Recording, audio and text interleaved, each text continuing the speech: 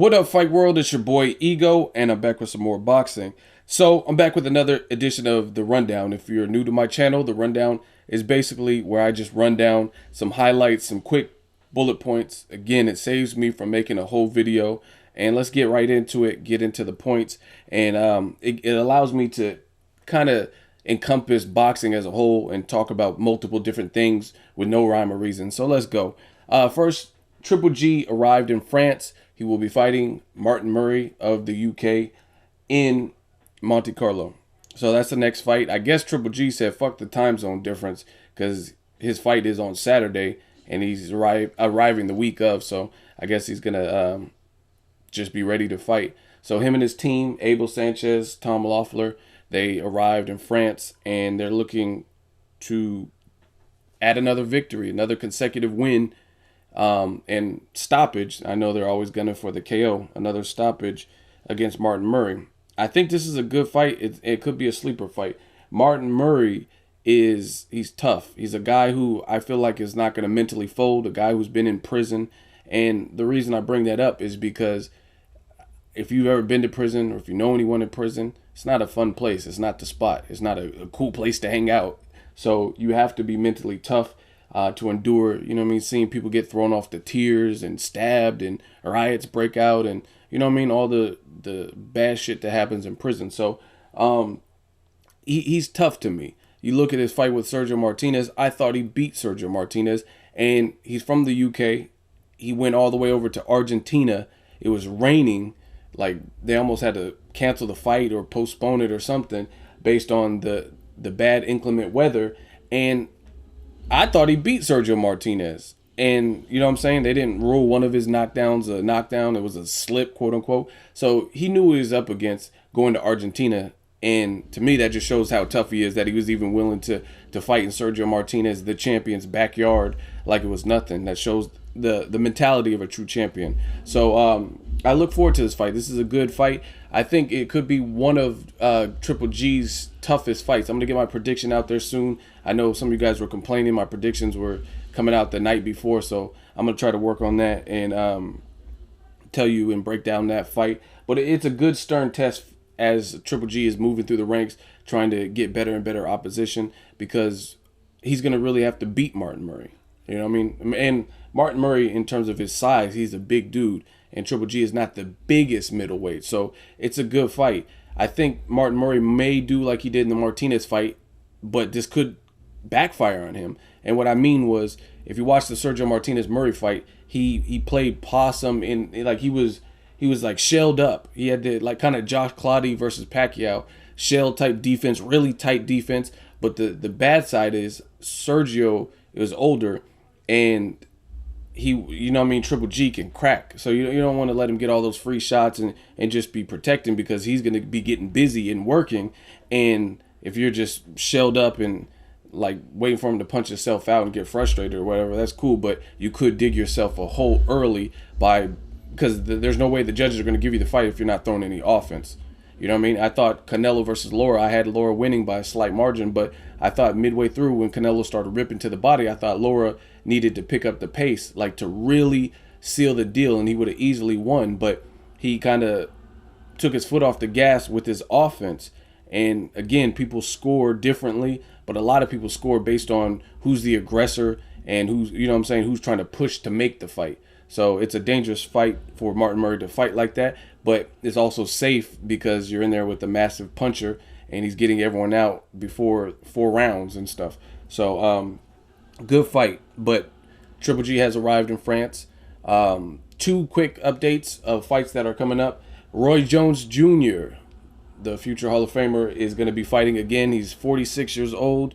I don't know how to feel about it. Roy Jones is one of my favorites. I mean, his last performance, he didn't look horrible, but I just think it's still not you can never go back in time to the prime Roy Jones Jr. So, I mean, I can't tell another man how to make his money. So if he wants to keep fighting and he feels he's still got it, then so be it. But he'll be fighting in March, first week of March. And then Oscar Valdez of Top Rank is also back. Another kid I want you guys to watch for. Follows me on Instagram. Just a real cool dude. And he's the real deal, I think. I think he has a lot of room to grow in the sport. And he's going to be fighting in Texas. I think they're going to air it on Unimas. So he's an exciting fighter. He fought 6 times, if I'm not mistaken, off the top of my head, 6 times last year. So he's rapidly trying to get to the bigger names in the division. He's already called out some of the bigger names. So big up to Oscar Valdez and his team in California. So he'll be back in April. He's fighting in Texas, if I'm not mistaken. I also want to talk about Keith Thurman. Keith Thurman has stated that he wants to fight Amir Khan. He said this on the Ropes Radio, so check them out. He said, "Of course I want to fight him. Ever since he stepped up to 147 pounds, I've been willing to fight him. I said I was willing to fight him the night I fought Bundu. That ain't nothing new, man. I'm ready. Let's go. I said it 1,000 times. I got an O and I'm not afraid to let it go. Beat me. Beat me. Let's go. I'm not worried about nothing." And that's, again, what he said to On the Ropes Radio. I think that's a good fight. Obviously, you can't overlook Robert Guerrero, which will be the biggest name and the biggest victory, as far as I'm concerned, on his resume, should he get past Robert Guerrero. But again, Guerrero, he's a vet. He has tricks up his sleeve. I'm pretty sure the athletic Berto didn't expect what he had coming in them early rounds, and Berto was actually hurt. Now, Berto versus Keith Thurman, 2 different ball games, because Keith Thurman, he's fresh, he probably hits harder, and he's undefeated, so he has that undefeated mentality until someone changes that. And Berto, he tested positive or whatever, so he had a long layoff, 15-month layoff before he fought Robert Guerrero. So I think it's a good fight for both. Robert Guerrero also had a tough fight versus Kamagai in a potential fight of the year last year, and that was the only time he fought. Before that, he lost to Floyd Mayweather and had a long layoff himself. He was off for about a year before the Kamagai fight. So the timing is good for this fight. We want to see Keith Thurman step up in competition, and it's going to be on NBC, Premier Boxing Champ. Shout out to Al Heyman, PBC, for putting this on. It's a great fight, great card. You got Broner Molina on the undercard, and I'm really looking forward to it. And moving forward, if he does get past Guerrero, I would absolutely love to see Keith Thurman versus Amir Khan, because for me, I got to see Amir Khan. He's been looking spectacular in his last 2 fights versus Collazo, versus Devin Alexander, but those are non-punchers. So he's never really struggled with boxers or guys with limited power.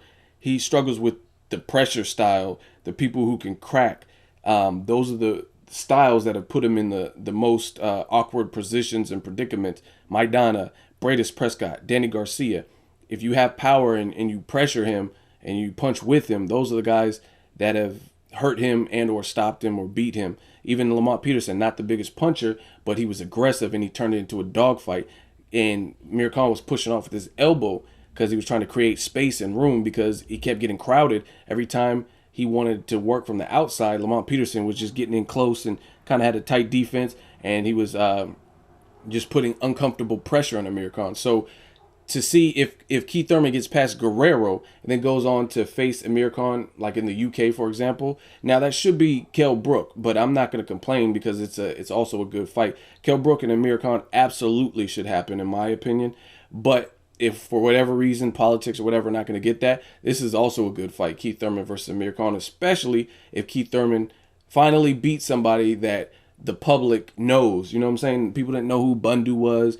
Joel Diaz, you know what I'm saying? He's taking losses and stuff. So beating Guerrero and then going on to face Amir Khan, I think is a great sequence. I don't know if Amir Khan will fight in the meantime or not, but I like Khan versus Keith Thurman a lot. And also I want to talk about a newly announced fight. That is David Lemieux versus Hassan Nadam. Now this is a good fight, another sleeper fight, and it's really based on the styles. The styles of these 2 guys could make for an interesting fight.